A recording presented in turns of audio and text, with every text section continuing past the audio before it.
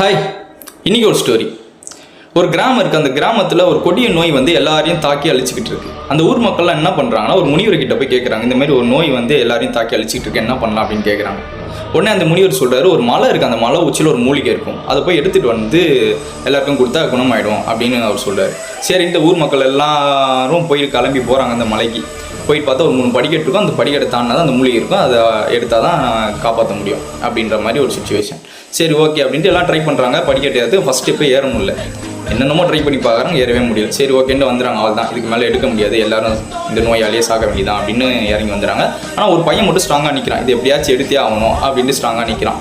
சரின்ட்டு இவன் ட்ரை பண்ணுறான். அந்த பையன் படிக்கட்டு ஏறுறதுக்கு ட்ரை பண்ணுறான், ஏற முடியல, அவனாலையும் ஏற முடியலன்னு சரின்ட்டு அவன் தான் நிற்கிறான்.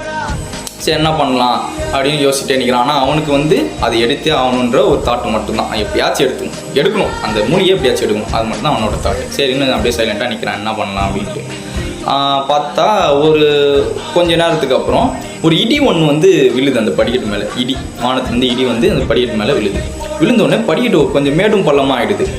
அவன் அவரதே பார்க்குறான், பார்த்து சும்மா கால் வச்சு ஏறி பார்க்குறான், ஏற முடியுது. சரிட்டு அதில் அங்கங்கே கால் வச்சு ஏறி அடுத்த ஸ்டெப் போயிடான்.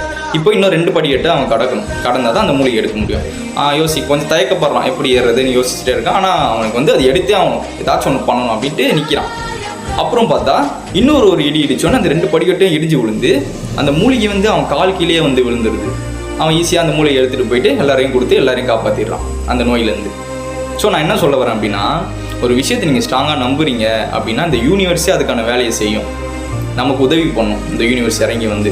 ஆனால் நீங்கள் ஸ்ட்ராங்காக நம்பணும் ஒரு விஷயத்த, இது வேணும், எனக்கு இது கிடைச்சே ஆகணும் அப்படின்னு நீங்கள் நம்புறீங்க, பிடிவாதமாக இருக்கீங்கன்னா அந்த யூனிவர்ஸே இறங்கி வந்து நமக்கு உதவி பண்ணும். ஸோ இந்த ஸ்டோரியை பற்றி நீங்கள் என்ன நினைக்கிறீங்க அப்படின்றத கமெண்ட் பண்ணுங்கள். பாய்.